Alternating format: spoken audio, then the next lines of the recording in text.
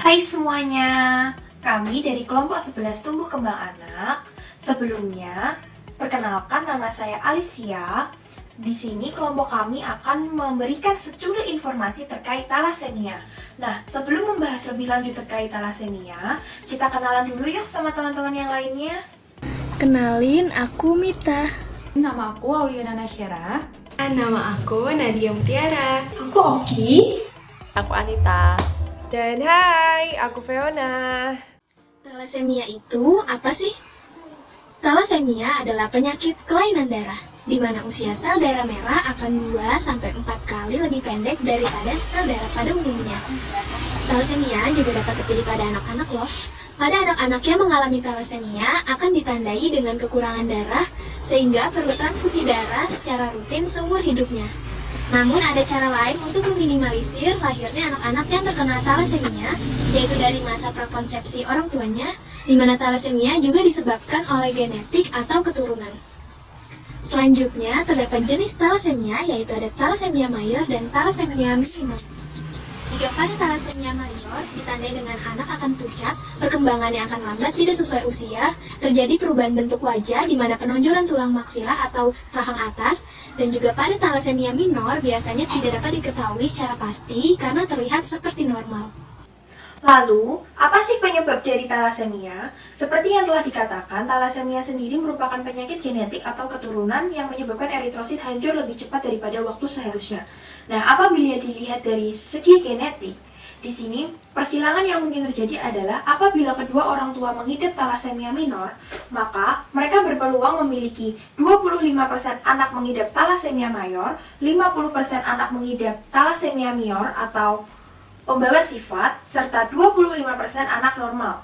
Nah, lalu efek atau dampak apa yang mungkin terjadi pada anak apabila mereka mengalami thalassemia?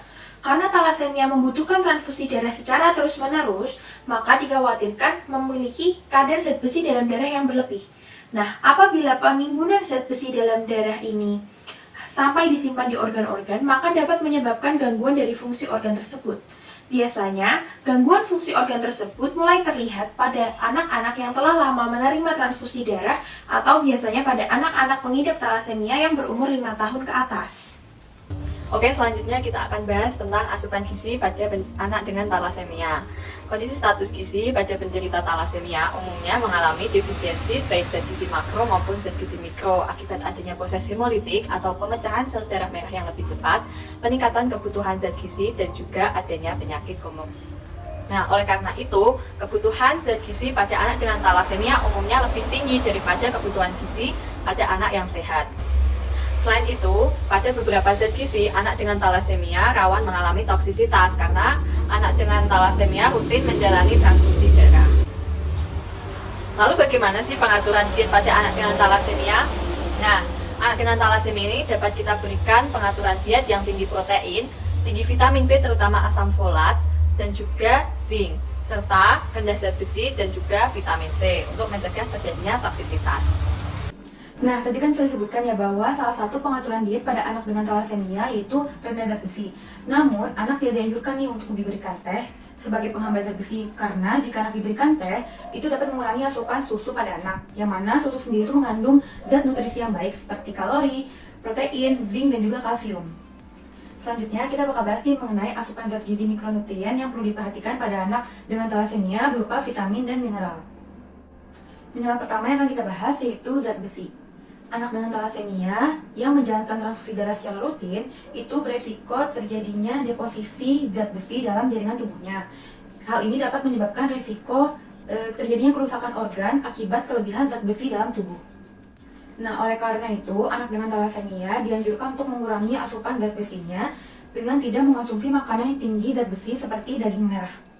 Mineral kedua yang perlu diperhatikan pada anak dengan thalassemia yaitu zinc.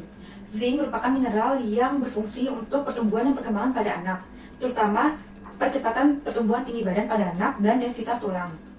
Nah, pemberian suplementasi zinc sebanyak 22 hingga 90 mg per hari dapat diberikan pada anak usia 1 hingga 18 tahun yang mengalami defisit pertumbuhan ataupun ketergantungan transfus. Namun, setelah 1 hingga 7 tahun pemberian suplementasi ini anak kemudian mengalami percepatan pertumbuhan, maka pemberian suplementasi zinc ini dapat dihentikan.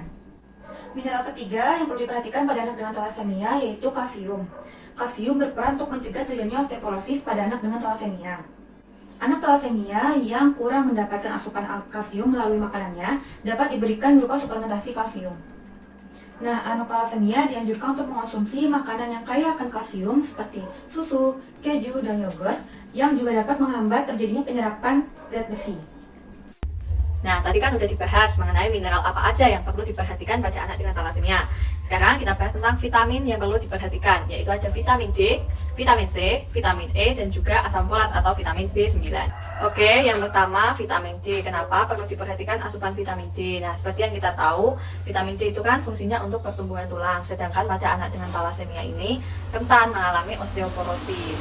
Untuk mencukupi kebutuhan vitamin D, ini juga bisa dilakukan dengan pemberian suplementasi selama sekali dalam 1 minggu. Oke, yang kedua ada vitamin C. Nah, seperti yang kita tahu kalau vitamin C ini fungsinya untuk membantu dalam penyerapan zat besi.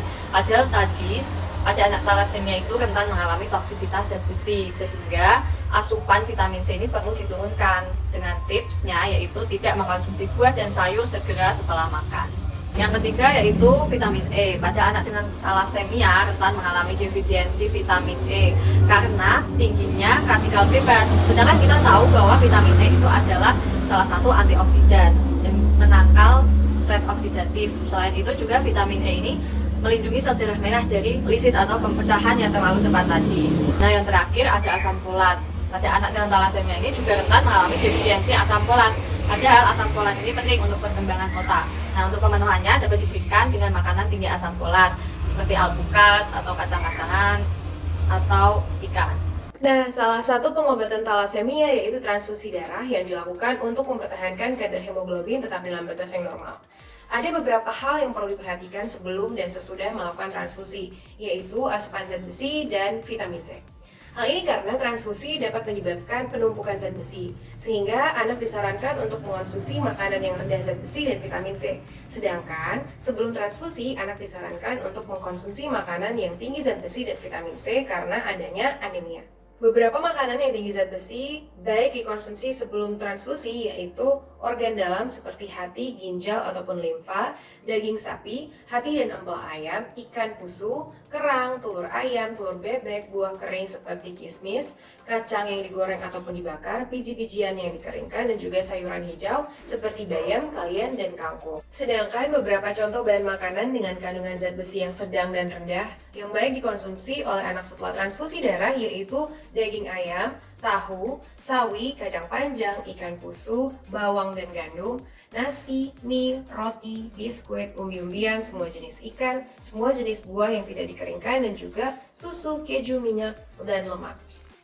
Selanjutnya, bahan makanan yang tinggi vitamin C dan baik dikonsumsi anak sebelum transfusi darah untuk membantu penyerapan zat besi adalah buah-buahan seperti jeruk, nanas, rambutan dan pepaya, sayur-sayuran seperti sayur daun, kol, tomat, dan brokoli, serta lauk nabati terutama yang berbahan dasar kedelai seperti tahu dan tempe.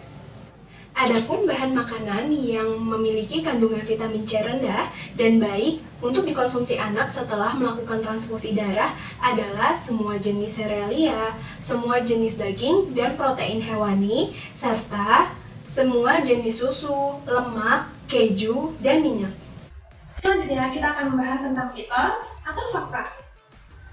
Yang pertama, anak thalassemia memiliki kualitas hidup yang rendah. Jawabannya adalah mitos.